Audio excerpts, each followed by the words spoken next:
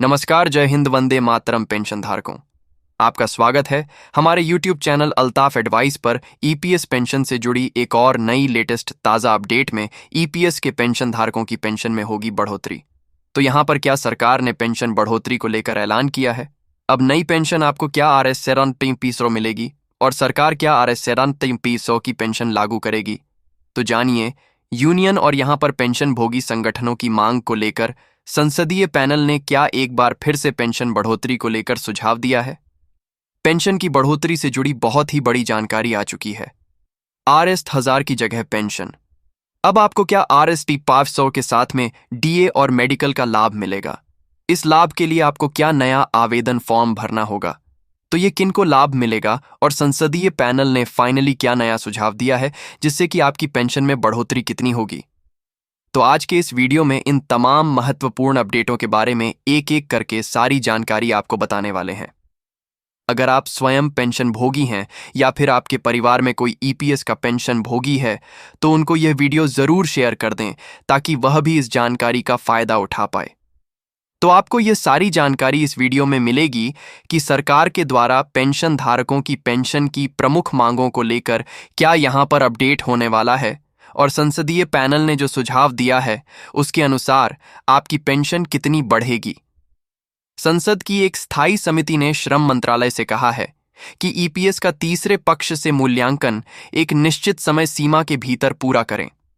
यानी कि आपको बता दिया जाए कि जो पेंशन का प्रस्ताव है वह तीसरे पक्ष के द्वारा मूल्यांकन किया जाएगा। मूल्यांकन के लिए तीसरे पक्ष को भेजा गया है। उसको यहां पर मूल्यांकन करने के लिए समय सीमा तय की गई है जिसके अंदर आपको यहां पर यह फैसला देखने को मिल सकता है।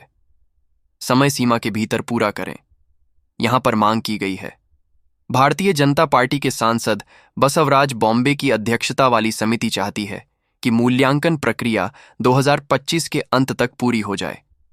यहां पर मांग की गई है कि जो पेंशन की बढ़ोतरी की मांग है वह 2025 के अंदर अंदर पूरी हो जाए ताकि पेंशन भोगी बुजुर्ग लोगों को फायदा मिले। सरकार ईपीएस के तहत RS 60,000 की पेंशन बढ़ाकर RS 500 करेगी। जानिए यूनियन की आगे क्या मांगे हैं और संसदीय पैनल ने क्या और सुझाव दिए हैं। पेंशन की बढ़ोतरी को लेकर ट्रेड यूनियन और पेंशन भोगियों के विभिन्न संगठन लंबे समय से कर्मचारी पेंशन योजना, जो कि ईपीएस पेंशन है, उसे बढ़ाने को लेकर मांग कर रहे थे। तो ऐसे में कर्मचारी व संधि संगठन ईपीएफओ के द्वारा यहां पर बात करें तो 2014 में संशोधन हुआ था। 2014 के संशोधन के अनुसार जो आपको RS 1000 की पेंशन वर्तमान समय में मिलती है वह बहुत ही कम है। ऐसे में मांग की गई कि सरकार RS 500 की पेंशन लागू करे। RS 500 की पेंशन लेने के लिए आपको कम से कम 10 साल तक पेंशन योजना में योगदान करना होता है। हालांकि ट्रेड यूनियन और कर्मचारी प्रतिनिधि निकायों की मांगों के बावजूद सरकार ने भी ईपीएस तथा पेंशन राशि में फिलहाल कोई संशोधन नहीं किया है। संशोधन करने को लेकर संकेत दिया गया है, यानी कि संकेत मिल रहे हैं कि आपकी पेंशन में संशोधन हो सकता है, आपकी पेंशन बढ़ोतरी हो सकती है, लेकिन आधिकारिक कोई घोषणा अभी तक नहीं की गई है। यहां पर संकेत आ रहे हैं कि 17,500 की पेंशन हो या RS 1000 की साथ में डीए हो या मेडिकल की सुविधा हो, इन तमाम अपडेटों को लेकर संकेत मिल रहे हैं।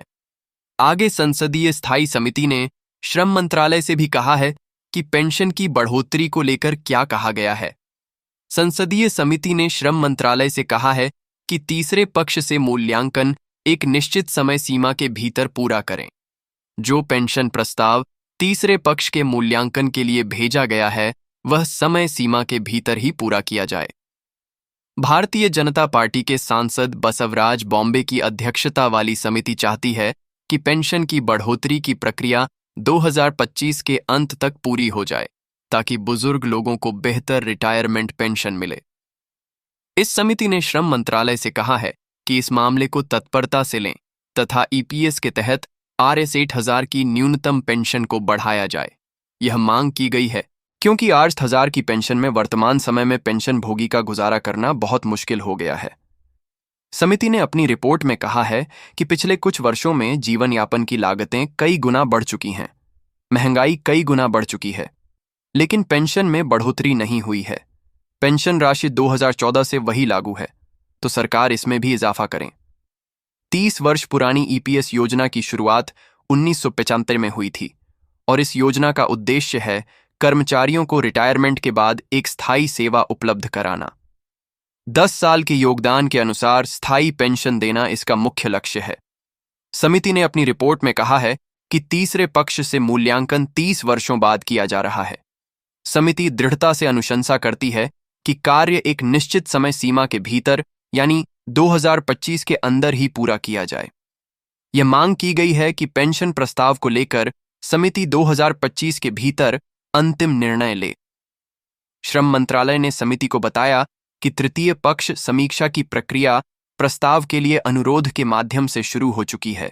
इस पर काम भी चल रहा है।